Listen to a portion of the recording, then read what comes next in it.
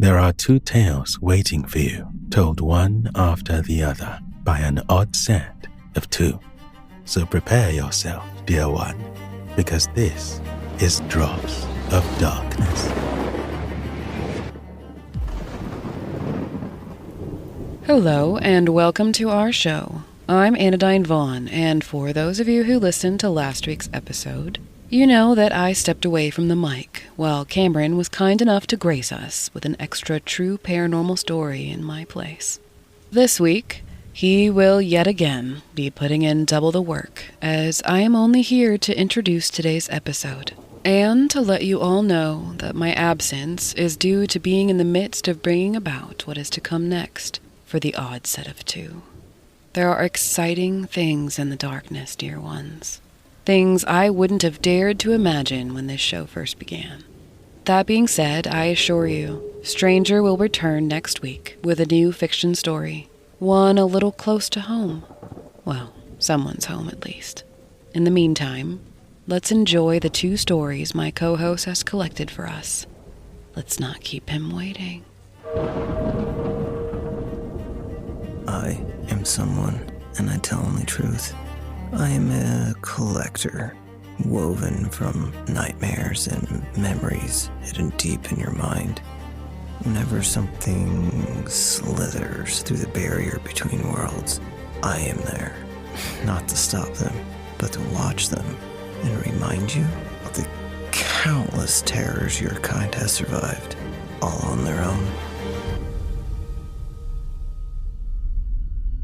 This story was submitted by Tonks Bond, whose Reddit handle is listed in the episode's description. I think I saw a folklore creature. This happened back in April. I went to a lakeside cabin with my family to celebrate my brother's birthday over the weekend.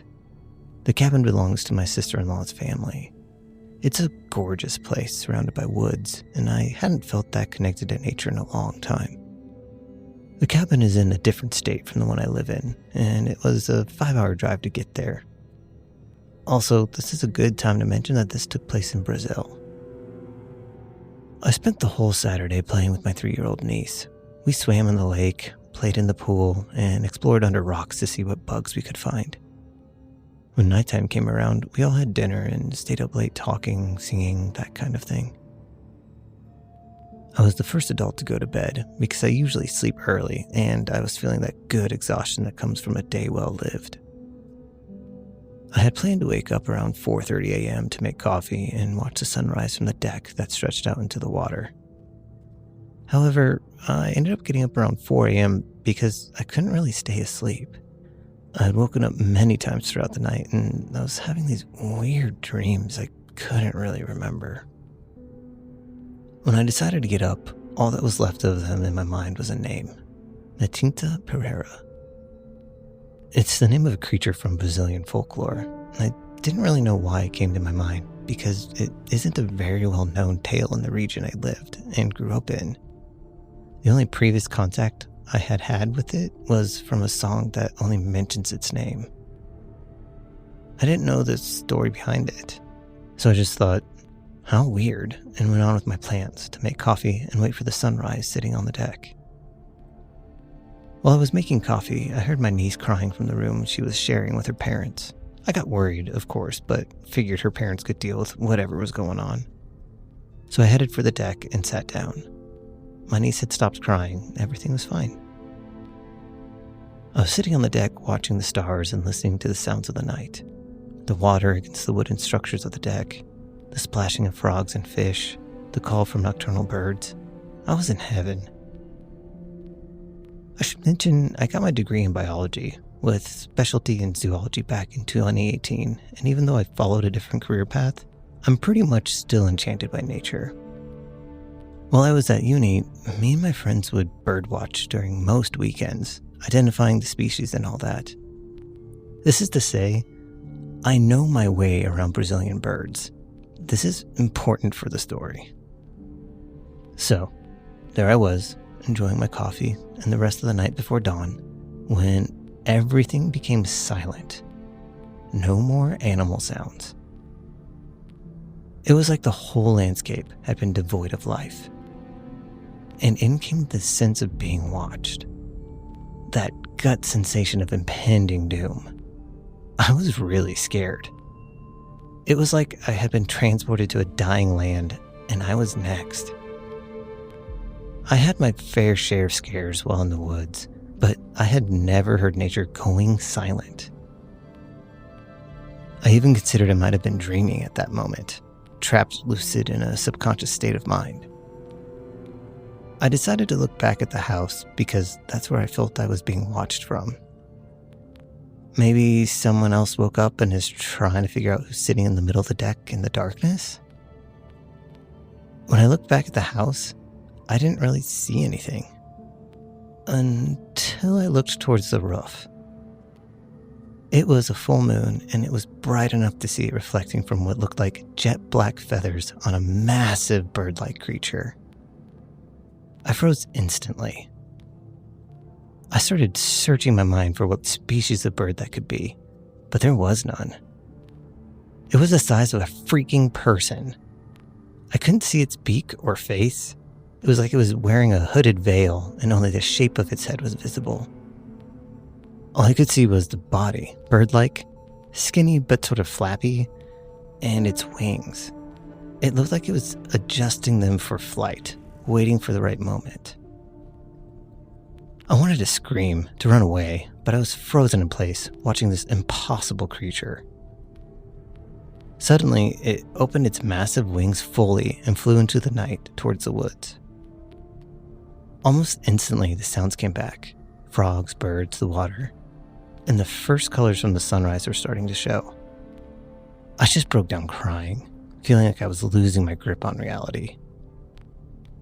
I didn't tell this to anyone, but Matinta Pereira was burning in my brain, and when I looked it up, I was floored.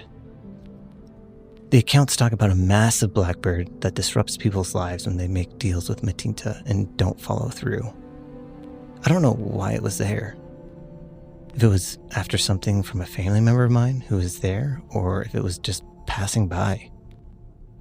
All I know is that my niece has been experiencing night terrors that, coincidentally or not, started that night. This story belongs to Ivan C., host of a pop culture and currents podcast called Bathroom Break. Check out his show, which is available on all podcast platforms through the link in the episode's description. Till this day, this story has puzzled me to no end. I should say from the very beginning that I was really young, but I remember this incident vividly because of how scared I felt, and my parents have confirmed some aspects of the story. So some background, I was born and raised in Miami to Honduran parents, so being Hispanic, spiritualism and religion sort of walk hand in hand for some. I grew up in an apartment building with a huge front yard. My mother would let me play outside with our front door open so she could easily keep an eye on me, and the front yard was completely fenced, so I couldn't wander into the street. On this particular day, I'm playing outside like any other normal day. And I remember that my mom is inside cooking. Like always, our front door is open. And I know for sure that my mom is inside. But that's when I hear it. Someone is calling out to me. I look around and I don't see anyone, so I continue to play. But then I hear it again. Someone trying to get my attention.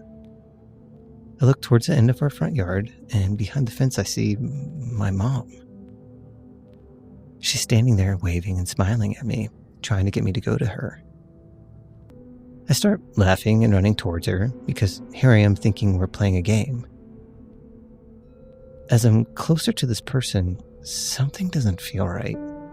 Like something is telling me not to trust this person. But I'm torn because I'm looking right at my mother. It's her voice, her face, even the distinct white streak of hair my mom has that contrasts with her jet black hair. But still, something doesn't feel right. I ask her what she's doing on the other side of the fence, and she tells me that we have to go. That I need to follow her now. She starts to walk towards the fence door, and I begin to follow her, almost entranced. She begins to tell me how much she loves me and that we need to leave together. As we get closer to the fence door, she starts to tell me that I have to open it and walk out to be with her. I don't know what came over me, but I said no. This upset my mom, and her demeanor changed. She started to yell that I had to do it and that we needed to be together now. This scares me, and I begin to cry. And then I hear it. My mom's voice, coming from my house, asking where I am.